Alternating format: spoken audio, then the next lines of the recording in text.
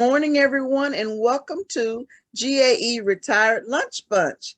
And today we have a special treat. It's always a treat to have someone from TRS, especially Buster Evans and Debbie Simons. So I'm going to let Debbie go on. And Debbie, you can go ahead and then go ahead and introduce Mr. Evans when you get finished, okay? Okay. Good morning for a few more minutes to everybody on the call. For those of you that I have not met over the years, I'm Debbie Simons. I'm a retired teacher from Gwinnett County and taught here in the state of Georgia from 1981 through 2010. So I've been here for a while. I love this organization, GAE. I owe them a great deal in my training and in the way I've learned to be an advocate over the years. And so when I retired, it became a natural fit for me when I was afforded the ability to go on as a trustee for the teacher retirement system of Georgia. I used all my experience that you all gave me, and I still rely on in order to do the best possible job I can as the board chair now. During that time, I got to meet Dr. Evans. I first met him when I first went on the board when he was my board chair. He was superintendent of Forsyth County. He spent 11 years, I think, on the board as a trustee because you see, Dr. Evans is one of us. He is a retired educator. Several years later, after he retired, the board wisely decided to ask him to be our executive director. And it's probably one of the best decisions I've ever made in my life was to support Dr. Evans in this. He has done any number of things within the organization to help our employees be the best that they possibly can, to offer them leadership training, to let them grow. And the more that our employees at TRS grow, the better they can service our members. Dr. Evans is also incredible as a number of contacts that he has. I tell you, it never ceases to amaze me. If I want to know something or about someone or a contact, all I have to do is talk to Buster and he goes, I know somebody. And so he's a wealth of knowledge. He is well received by our members, by the state legislature, by the governor, and within his own profession as an executive director is recognized through NCTR and NASRA. So, Dr. Evans, thank you for joining us one more time. You do it with us frequently and often, and we do appreciate it. Your presence, your leadership is very much valued. And thank you, sir. Well, thank you, Debbie, and good morning to our GAE retired friends. Always love being with you folks. I love being with people, and I love talking about things that I'm passionate about, and one of them is our retirement system. I think one of the reasons that Debbie and I get along so well is that we've got several things in common. As I just listened to her talk and listened to her say some rather embellished things about me, but I really, really appreciate it. But we both owe some things that we've been able to do professionally to our professional affiliations. Whether mine in her case was GAE, and she took on and grew as a leader in that organization, which opened the door for a number of things in her life that she was able to do. In my particular case, whether it was the Georgia School Superintendents Association, Georgia Association of Educational Leaders, had I not chosen to be involved, clearly there would have been some things that I would have just never had the opportunity to do. And I recognize that, and that'll be, and I never miss an opportunity to make a comment or two about that as I give a presentation, and I will even do that in just a moment because it actually confirms some of the reasons of not only success, but some of the reasons that some of us are happier in life and more productive in life by those people that we choose to associate with. Now, so anyway, I love being with you guys. Y'all are some of my dear friends. I will concede that probably 6, 7 years ago, I don't even know that I knew that there was a GAE retired. Today, I count you as some of my best friends and love it when I get to see some of you in our offices and at our meetings and then on the screen as well. So thank you for this opportunity. I'm going to jump right in and make sure that I do hopefully get this screen sharing underway. I do need to share a screen, and it says the host is disabled screen sharing, but maybe if you can let me do that, we will get going with that because I do have a screen that I want to share with you. So let's see, there we go. There we go. And I'm going to share this. And now I'm conceding, Debbie knows this because we communicated earlier. How many of y'all have had cataract surgery? Okay. I know that's a sign of us being old. But about 20 years ago, I had LASIK surgery and got my eyes all fixed up well. Well, anyway, I turned 65 last month.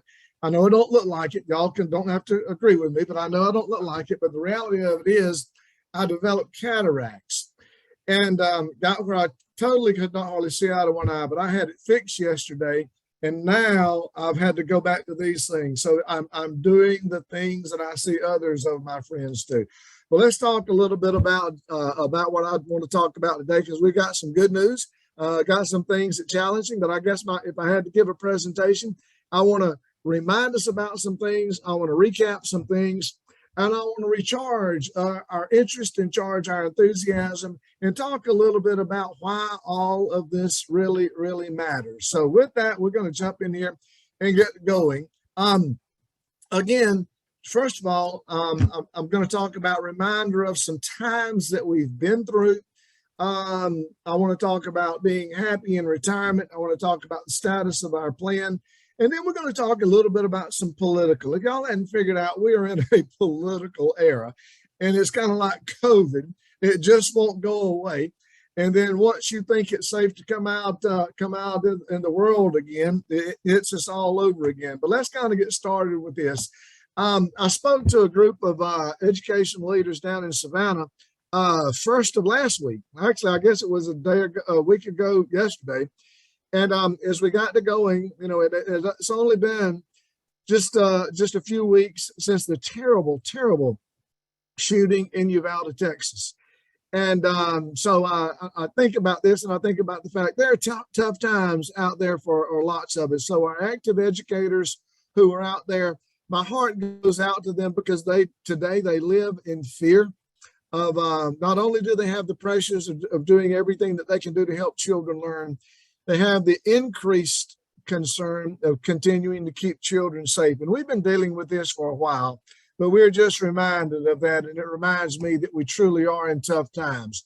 Well, if that's not enough, as we all know, we have the Russian invasion of the Ukraine, which has had a number of impacts on us as individuals and society.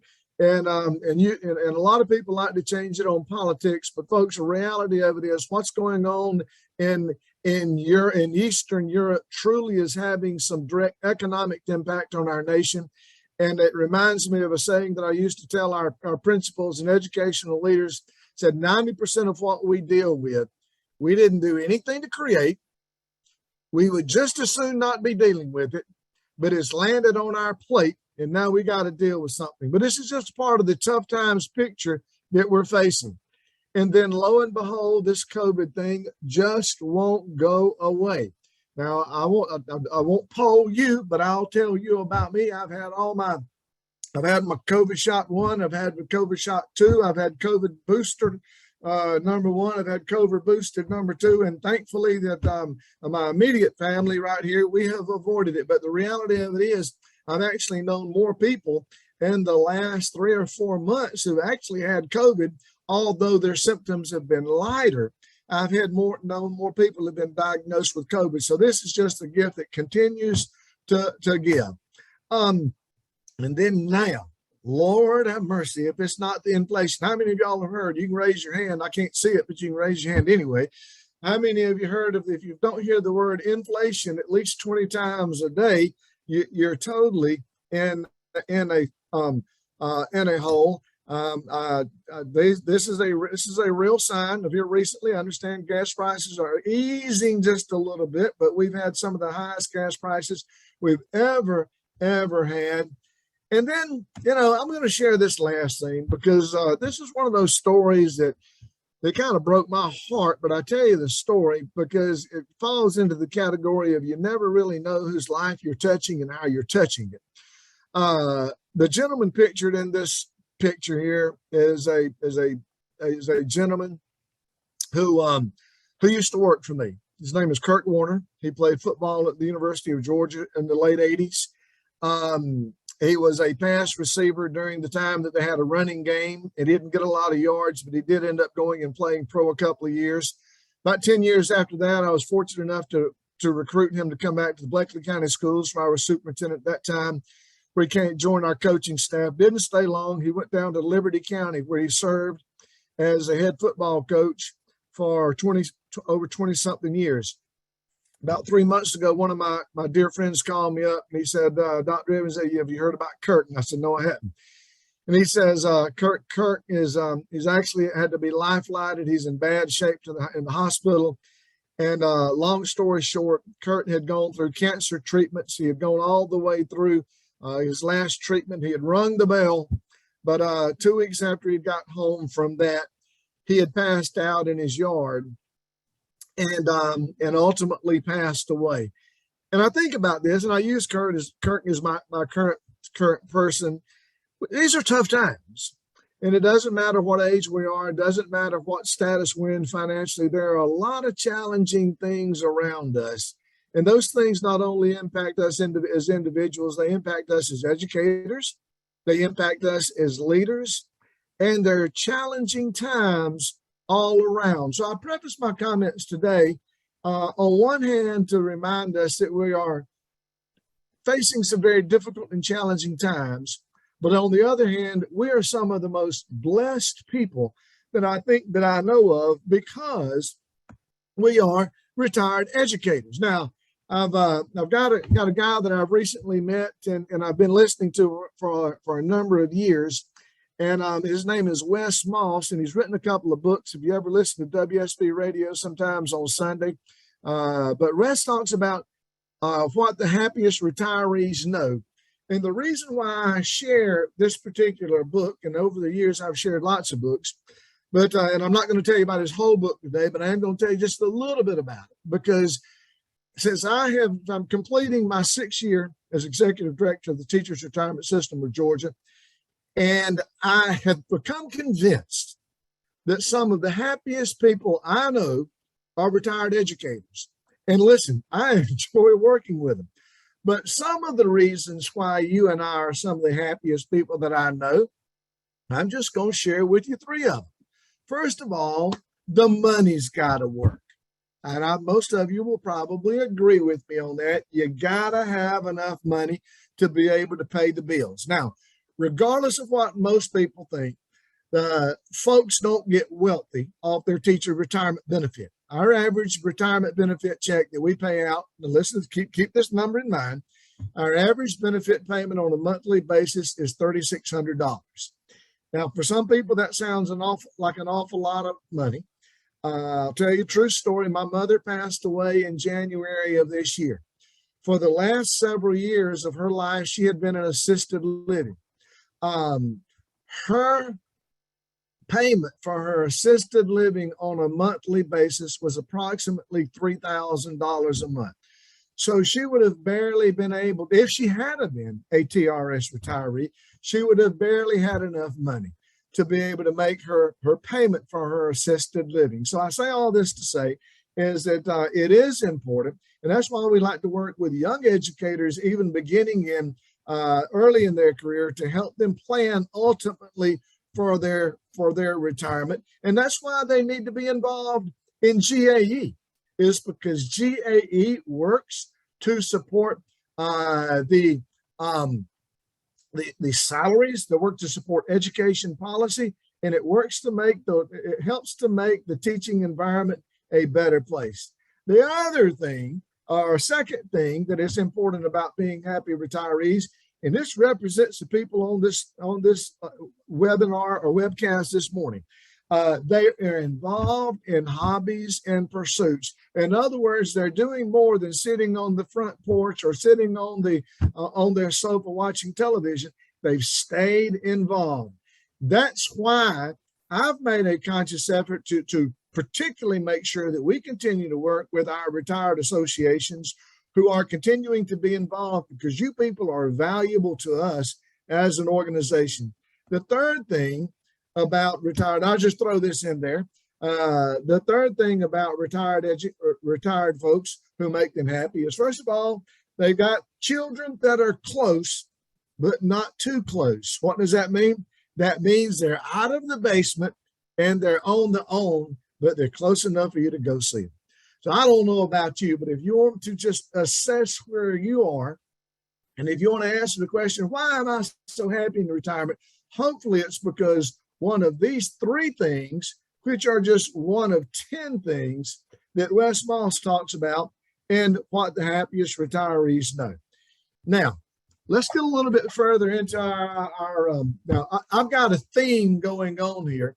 And if anybody ever picks it up, I want you to just break in and tell me what the theme is here in a minute.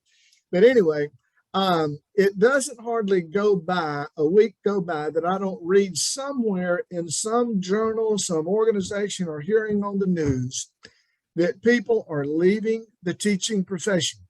Just a couple of weeks ago, the Wall Street Journal had an article, and whenever I get these, I'm still a little bit old school. I know that you're supposed to be able to go and download these online, but I like to literally clip it, reduce it in size, and store it in my files, because we're hearing about all over the nation that more teachers are quitting.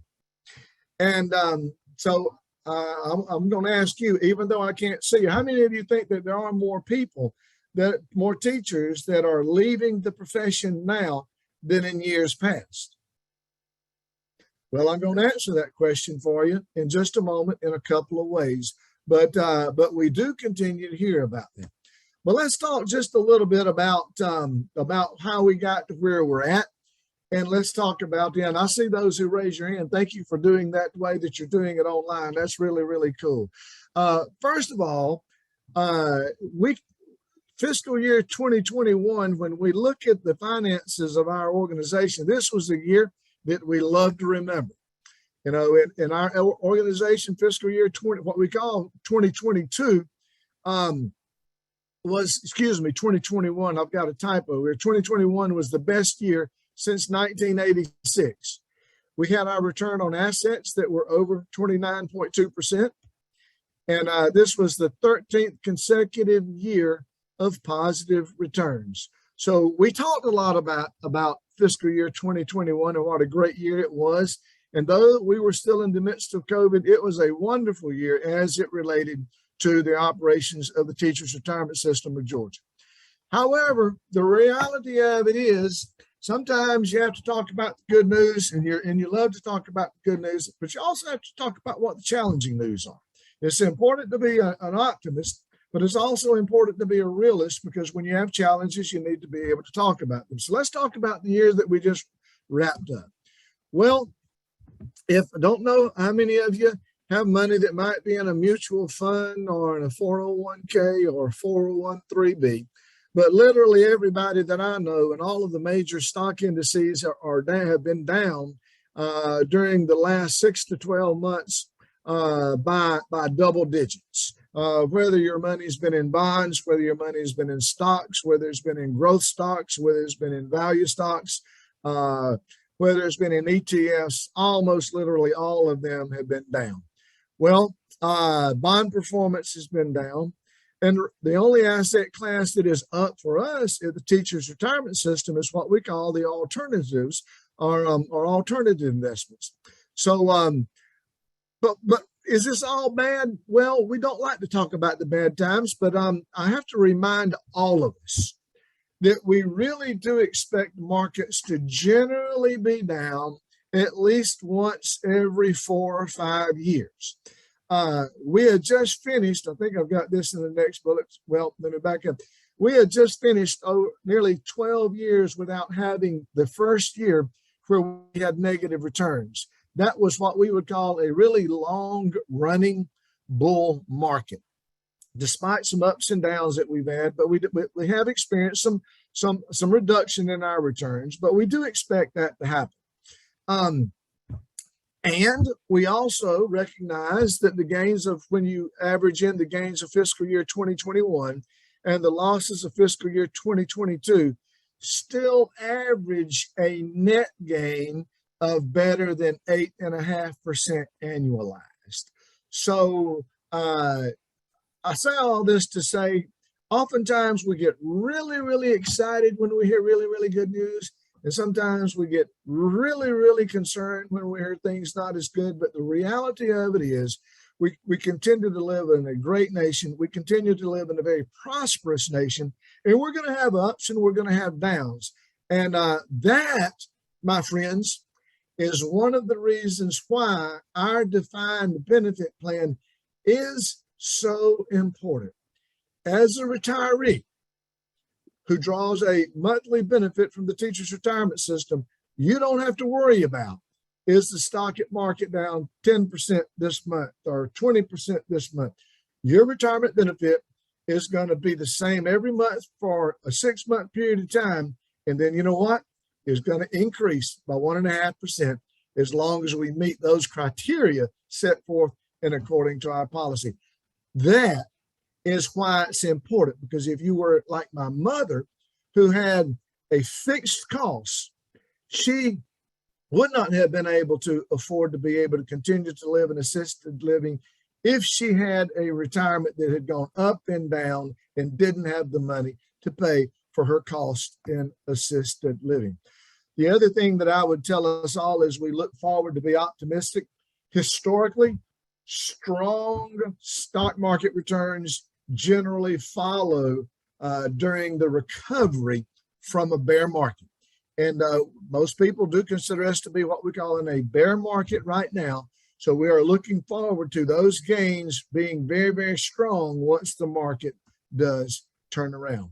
So let me tell you a little bit of key information about our plan at this particular point, because some of this, you're going to be the absolute first group that I've had an opportunity to share it with. Our funding ratio, based on our Board of Trustees decision and processes and accepting the valuation from our actuary at our May meeting, our funding ratio is now at 81.3%. That's actually up about 5 percentage points from where it was the previous year, and it has been going up over the last few years. So our plan is actually getting better in terms of our ability to be funded. Our board also did something else that helps ensure and enhance the sustainability of our fund, and that is by lowering what we call the assumed rate of return. Now, I know that's actuarial talk, and I know sometimes that sounds like Greek to some of us, but it basically means that we actually have to make less money to meet the expectations, and it's easier to make 6.9% than it would be to make 7.5% or something like that.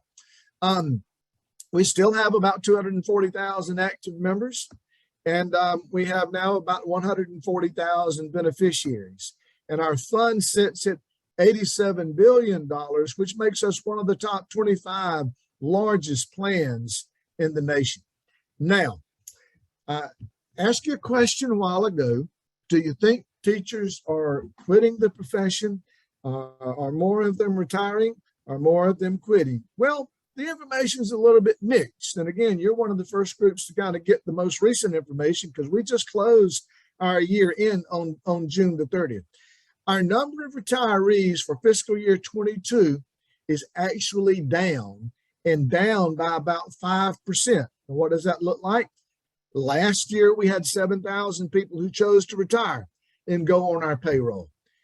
This year, closing June 30th, we had about 6,660 retire. So we had over 300 less people retire, which from our standpoint, that's about 300 fewer people going on to our retirement benefit payroll than what we did the previous year. Now, I don't have this bullet point on here, but I will tell you this. because this does impact us professionally as a profession, and it also is going to impact our next slide, I think. We actually did see, we've had the largest number of members do what we call refund or withdraw their funds. Normally we have about 6,000 or so would choose to quit the teaching profession and take their money out. The year that just ended, we had nearly 8,000. Now, I would tell you that probably does not impact us a lot from a TRS standpoint, but I would tell you that that is a red flag for the teaching profession. When we have larger number of people leaving the profession, that means that there are fewer people teaching. There are bigger gaps, is making it harder for our school principals, harder for our school administrators to get good quality teachers. However, and this almost sounds like an infomercial here, but this is just in case any of you are ready to jump back in. I just got a news bulletin this morning that talked about more retirees are choosing to go back to work. Well, guess what? You too, if you would like to, can jump back into the swing of things if you qualify. House Bill 385 was a piece of legislation that was almost unanimously passed in the House and the Senate. The governor supported it. GAE supported it. Page reported it, and almost everybody supported this bill. But this particular bill, in a nutshell, and I tell it to you because just in case some of you listening and participating today may say, you know what, I think I would like to go back to work if I qualify for this. But you may know somebody else who does, or you may know an administrator who's looking for somebody. But if you're a retiree and you have 30 years of service and you're in one of these critical needs teaching fields, such as math, science, special education, maybe foreign language, as is identified by each district, and you've been retired for 12 months, you, under the provisions of House Bill 385, can continue to draw your TRS benefit and draw that full salary while you work. As you do so, your employer is going to pay TRS, the employer, and employee contribution that you would otherwise have coming to TRS. All they have to do is you get hired, your employer notify TRS, and then you can begin to work. Already talking with just yesterday afternoon in regards to a case where we've got a retiree up in one of the adjacent counties to us, up in the metro area. Special education teacher said, you know what, I want to do this. Can I do this? And so his decision is to hire him. The man has taught for 40 years, but they need him, and he feels that he still has something to contribute to the profession. So as we look forward, I will say this is one of the things that our policymakers have done to try to help. What we do realistically know is what appears to be a growing teacher shortage here in the state of Georgia. So where do we go from here? As I indicated earlier, these are some very interesting times that we are in, and I want to talk about some challenges that I think that we have coming up. First and foremost, if you don't know that there's some pretty significant political races taking place in our state, I don't know where you've been. Whether it's in the executive branch, whether it's in other elected officials in the state legislature, there are a number of key legislative positions that are going to be somebody new sitting in the seat. That means there are going to be maybe some people who don't know about education and how important of an obligation it is for the state.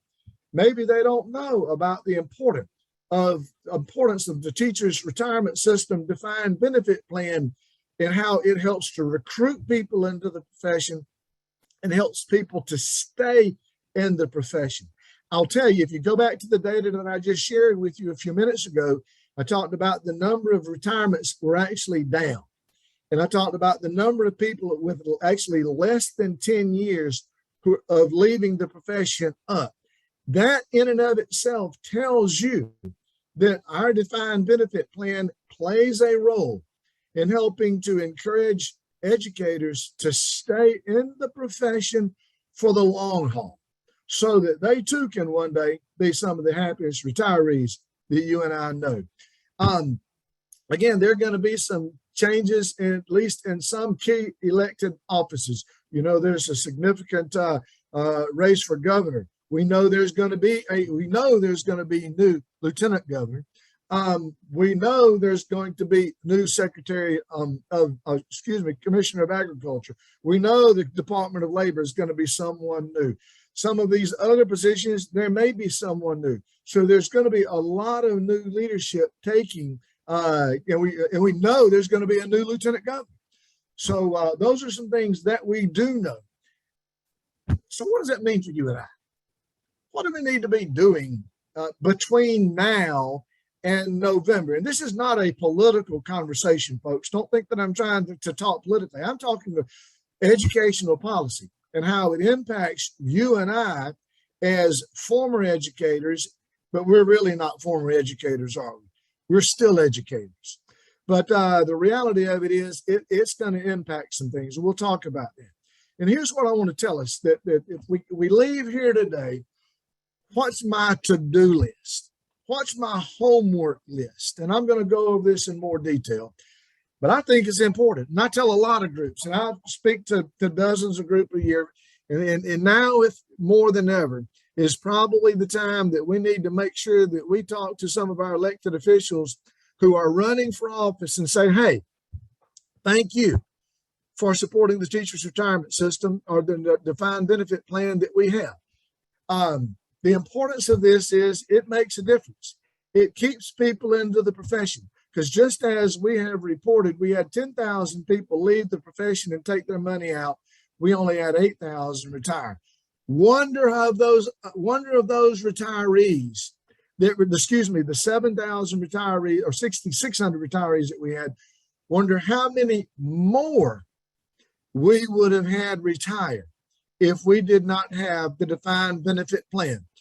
The late chair of the Senate Appropriations Committee, Senator Jack Hill, was such a great statesman. He served for a number of years. I think it was at least over 25, if not 30 years in the legislature. He was initially a Democrat. He eventually went over to the Republican Party, but whatever his party affiliation was, I remember very clearly one of the conversations that he and I had one time. And he says, if you think we've got a teacher shortage now, Lord help us if we didn't have the teachers' retirement system of Georgia to keep people into the profession. It's important. And it's important that you and I communicate this not only to the people who are in these offices now, but these many new legislators and elected officials who will begin taking office after their election in November.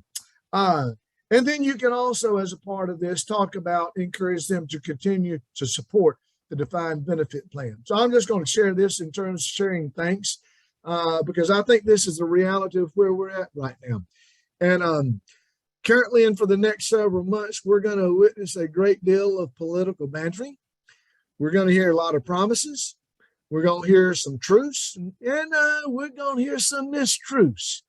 And if you hadn't been paying attention, there's been a lot of that going on here lately. But I want to encourage you to politely and genuinely thank your local and state leaders for their recognition of the value of the defined benefit plan for teachers. Most of the elected state leaders that I know get it when it comes to understanding we have a retirement plan like we do. But I'm going to pause right here and tell you there are a few who don't get it, and there's a few who don't care. And there's a new group that are coming in, they don't know, because they've not had people like you and I explain to them the importance of the defined benefit retirement plan to the education profession. So perhaps there are a few who may be running for office who you can enlighten that such a plan of ours helps to recruit and retain educators in the profession. Yes, it comes at a cost, but I believe the returns are more than worth it. So I'm encouraging you, I'm encouraging GAE, I encourage everybody that I talk to in the next several months to make sure that you tell our current and future leaders, thank you for your support of the retirement plan that has been a part of our state's educational policy going on now for 80 years. I am to the end of my prepared comments, but I've tried to make sure that I saved a little time to see if I could, if any of you have any questions. But there's been a theme throughout this. I asked this question earlier. There has been a little bit of a theme, pictorially speaking, throughout my presentation, and I don't know if anybody's picked up on it, but now's my time to quiz you. First of all, what questions would you like to ask or comments that you would like to make? And secondly, have you picked up on any theme within the pictures? And with that, if we can open the mics, or if you're interested in opening your mic, I am going to quit sharing my screen so that I can see the wonderful smiling faces of our GAE retired friends. All right, questions this morning. Vivian, are you raising your hand? Got to come off mute, my friend. Buster, there's also one in the chat box from Annie. If you can open up your chat. Let's see here. Very good. I love these chat boxes. Okay. All right. So, Denise and Shannon. Very good. I'll get to that. All right. So, Vivian, you had a comment. Then I'll get to that. Vivian, I still can't hear you.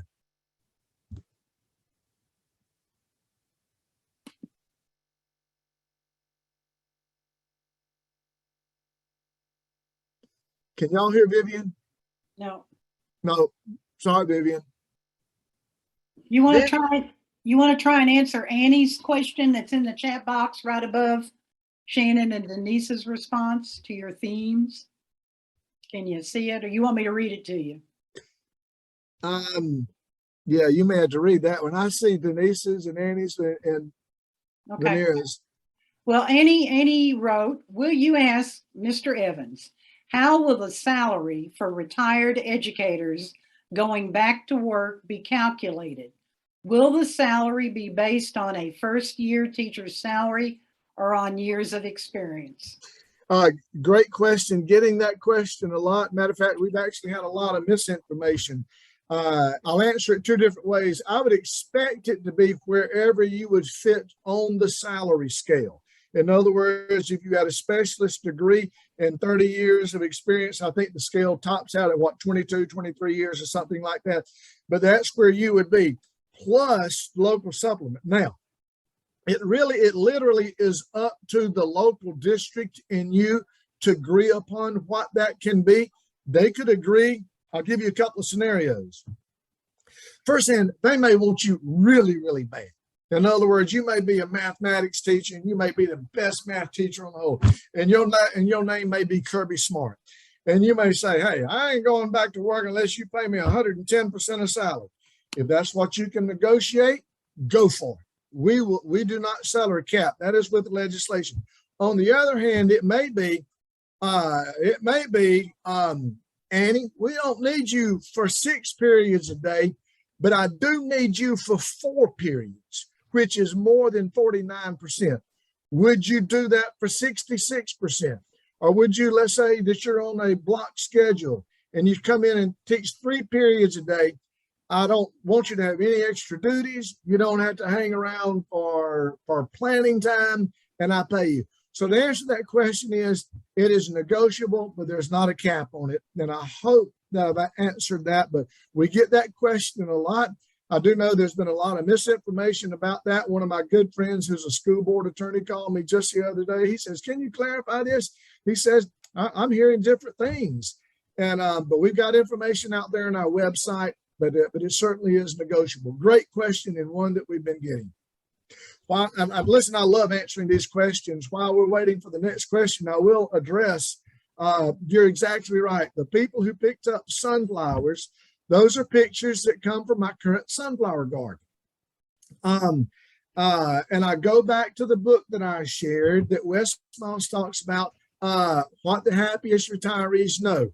Happiest retirees have what he calls core pursuits or hobbies on steroids, things they just love to do. So one of the things that we love to do here at our farm out in the country is we like to grow different kinds of flowers and vegetables and stuff like that. And one of the things that I grow every year are sunflowers. And in that, the sunflower is the national flower of Ukraine. I'm slipping some of these things in some of my presentations. I'm not trying to make a political statement. I love sunflowers. They're beautiful. Hopefully you've enjoyed them. But there's a couple of different varieties that you've seen for those gardeners. Some of them have been what we call mammoth gray stripes, great big sunflowers. And the other small ones are chocolate cherry. And listen, I like chocolate cherries, and I think they're just beautiful as well. Other questions? I'd love to hear your question from you. Debbie, you have one? Well, does Carrie Dickey have her hand raised? Or is she just saying good point? I'm not sure. Carrie, No. Carrie, do you have a question? No. Okay. Well, maybe you're just yay positive in your hand motion. Dr. Evans, you and I have had a discussion about this, and GA is and our members are pretty politically astute, and they do understand lobbying. One of the discussions that you and I have had is we really can't predict what's going to happen in January, and it's because of the number of things and people that will be elected. And then would you just explain a little bit about the domino effect that's going to happen on the legislative, in the legislative arena? Yes, absolutely. All right. So as you know, we have 52 state senators, and we have, I may get this wrong, 160 state representatives, I think. We have probably a third of both of those groups that are not running, okay? And we know, and did not run, and somebody's going to be taking their place. Each of those representatives, and additionally, some of them are going to get beat. Okay, it's just the way it works. Okay, good news, bad news. Somebody said that politicians are like diapers; they need changing every now and then. But the reality of it is, we're going to have some changes. So a lot of these people will serve in key leadership positions. Example: House Appropriations Chairman, great guy. His name is Terry England. He's been a supporter of the teachers' retirement system. He's been a great spokesperson. His wife is actually, I won't maybe disclosing anything that's not a secret. His wife is one of our active members. We like to, just FYI, we like to know what legislators in Atlanta has spouses or who themselves may have been members of TRS. We make sure that, it's not like I say, know your friends and your enemies. And well, but we got a lot of friends down there because they know they're not going to go home and vote against their wife or their husband or something like that. And but we try to make sure that we utilize our friendships like that. But because Chairman England is not running for re-election, that means there's a vacancy in a key position in the state legislature of Chairman of House Appropriations. So they're going to take somebody else and put in that position. It's a good probability that person is a chair of another committee. So I'll just give an example. They could take chair of House Retirement and move chair of House Retirement over to House Appropriations. Well, then all of a sudden, not only you've got a new person in House Appropriations, you also got to get a new person in House Retirement. So there's a huge domino effect that's going to be taking place. So that's really part of what Ms. Hyman's is talking about. Another example of that, we know that there's definitely going to be a new lieutenant governor. The lieutenant governor that serves as president of the Senate. As that, he gets to appoint who he wants to all of his committee appointments. So he may have some obligations to some people. He may want to make some changes around. It's going to be a lot of turnover when we look at that. And while, yes, who is a governor is extremely important, who's lieutenant governor is extremely important, attorney general and all these types of things, it is in many ways very, very important who serves in these leadership positions, because I'll give you an example. If we have a good or bad piece of retirement legislation come up in either the House or the Senate, that chair of that committee may very well be the person who can stop either good or bad legislation from moving in the legislative process. Now, Ms. Jones has asked, how long do you have to wait after retirement before accepting a teaching position if you don't have 30 years? Oh boy. Well, this is one of the things that they didn't write. Oftentimes, most of the time when they write legislation like this, we usually get to give opinion about it. And this is one of those areas, because we tried to tell them that if you make it a requirement for 30 years of service, the average retiree only has 25.6 years. So if you make 30 the years the requirement, that means the average retiree and then some will not be eligible under the provision of House Bill 385. Now, I know why they did that. And I don't necessarily agree with why they did it, but once again, they did it, and now it's up to administer it. So the bottom line is, you will not, whether you could be the greatest teacher in the world and you can have 28 years, but if you don't have 30, you're going to be stuck to working, only being able to work that 49% or less. But now, a secret that some people don't know, but I'll tell you, and you can only learn stuff like this here. You can work in 2 different school districts. You could work over in Gwinnett County for 49%. You work over in DeKalb County 49%. If you can make it happen, more power to you. But that is something that does occasionally happen in some areas. But that's a great question that you asked. Mr. Evans. Yes. This is Ms. Jones. Thank you for answering that question. But I just want to ask you, I'm a new retiree, and I just want to add to that, how long do I have to wait before I go back to work? Do I have to wait 3 months, 4 months, or I can just go back in August? How does that work? Excellent clarification. You have 30 days. Oh, yeah. You can go back after a 30-day, what we call a 30-day break in service. So if you retired on June the 1st, you can get ready and go back. If they open up school in August, you can go back to work 49% or less. Thank you. Thanks. Congratulations on you on being one of our newest retirees. And I hope that 5 years from now, you tell me that you're one of the happiest retirees in the state of Georgia. Now, Vivian has asked a question. I've been looking for teaching jobs online and have noticed many teaching jobs are paid by the hour or through healthcare companies. Can a 49% retiree change to full retirement pay? Well, that's kind of a couple of questions all boiled up in there, but quick answer to the second part of this is, if you've worked 49% for the last year and you have an opportunity to go full-time under the provision of House Bill 385 and get hired to do that, you can do that. Now, I do know that there are some private companies that do some private contracting. Those are separate than under House Bill 285. They are not a TRS employer.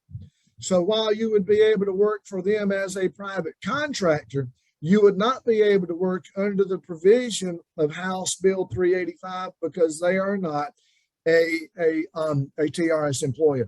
Very good question, but also a very great example of that there are a lot of different nuances or a lot of different things to think about, because there are different ways that different systems sometimes do things to get to the same end when it means hiring people back to work in our vacancies. And I think you're going to see a lot more of that this fall when they try to staff for the new school year.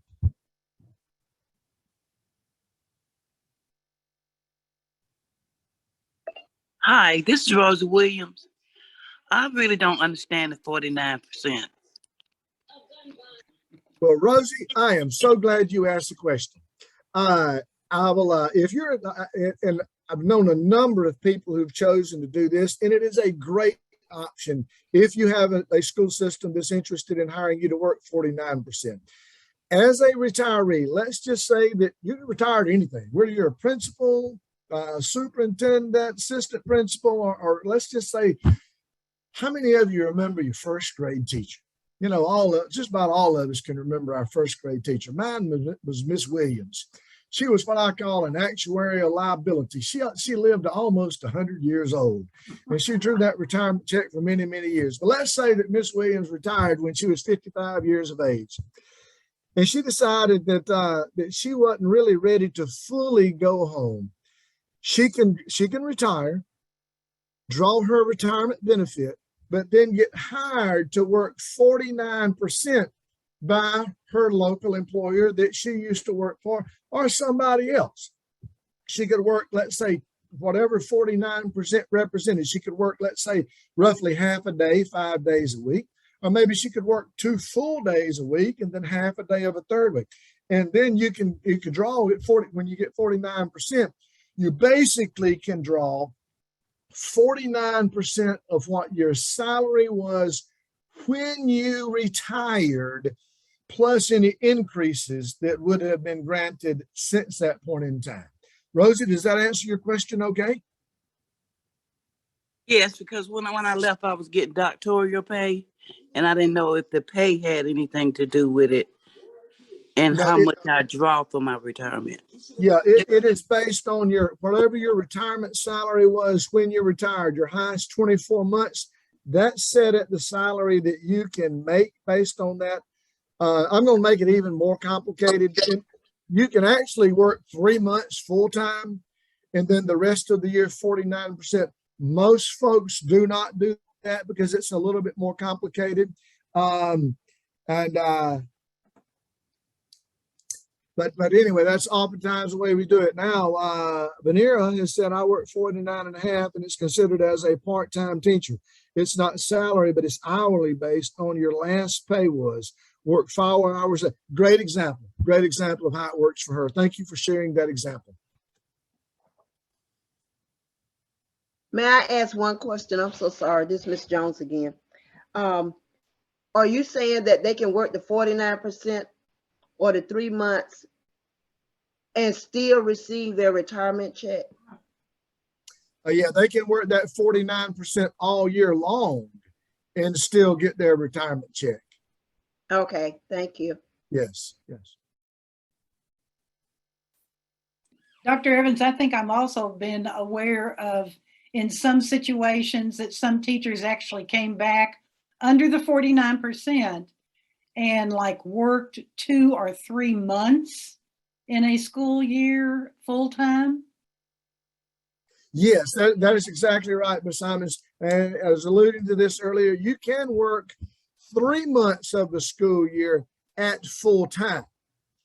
And there's some very practical applications. I'll just use a very common one. Let's say somebody has to go out on maternity leave in April, or let's say in March. That ever happen in your school? Yeah. Yep. Okay. They need somebody more than 49%, right? Those first graders are all day long. Okay. And they expect the teacher to be there all day long. They could bring you in to work the balance of that year full time, but you are limited to just 3 months a year at that full time. And that's a great example of a situation where you could do that, and it would make sense. And it's a great tool for me as an administrator, because I don't care whether you're teaching high school math or first grade children. I need a good quality teacher in front of those children. And listen, some of the best resources in this state are some of the people who are on this webcast right now, this Zoom meeting, because you've got the experience, you know what to do. You can step right in there and finish out that school year, and then you can finish up. And then when you're done, I've heard you say, I ain't doing that again. But we do need you in our schools.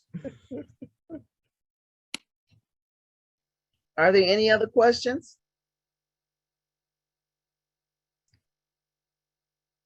As always, Dr. Evans has always given us news we can use, great information, and we're always in the loop with Mr. Buster and Debbie at all times. So thank you so much. Thank you very much for joining us today. Debbie, thank you as always for doing a great job. And guys, guess what? It's that time. Enjoy the rest of your summer, and we will see you next month. Same time, same station. Have a great afternoon. Goodbye. Goodbye. Thank Thank you. Bye-bye. Bye-bye. Thank you for the information. Very good. Thank you so much.